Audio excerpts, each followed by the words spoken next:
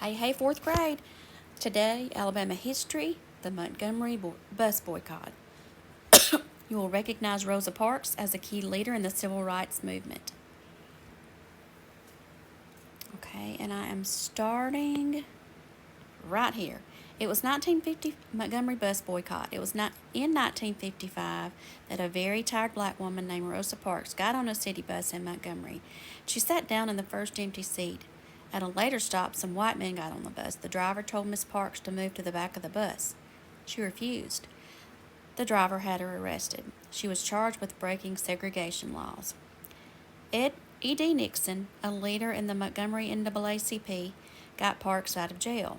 Nixon thought it was time to call his city's attention to the rights of black people. Ralph D. Abernathy was pastor of the First Baptist Church of Montgomery. He and Martin Luther King Jr. were close friends. Reverend Abernathy and other black ministers formed the Montgomery Improvement Association, MIA. They asked the pastor of Dexter Avenue Baptist Church, Dr. Martin Luther King Jr., to lead the group. On Sunday, December the 4th, 1955, King and Abernathy met with some other black ministers. They gathered with the Alabama State College faculty and other leaders. This group asked black Montgomery citizens to not ride the city buses. These bus riders had to find another way to travel. Some walked, and others got rides with friends or people willing to help. Carpools were also formed to provide transportation. Some people provided rides for a year. They wanted to be sure that Montgomery's black citizens were treated with courtesy on city buses. The bus boycott lasted over a year. A boycott is a refusal to use goods or services. It was an important step in the civil rights movement.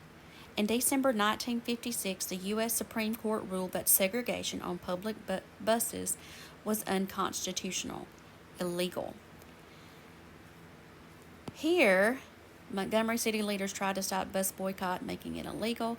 These mugshots of Rosa Parks and E.D. Nixon above were taken when they were arrested for taking part in the boycott. So what your assignment is in Schoology, what would you have done if you were one of the following people listed below? Rosa Parks, the bus driver, the police officer, E.D. Nixon, Martin Luther King Jr., Ralph Abernathy. Write a 1 to 2 sentence response about each one of these, about 2 to 3 people. So choose 2 to 3 of those people and write a 2 sentence response for each.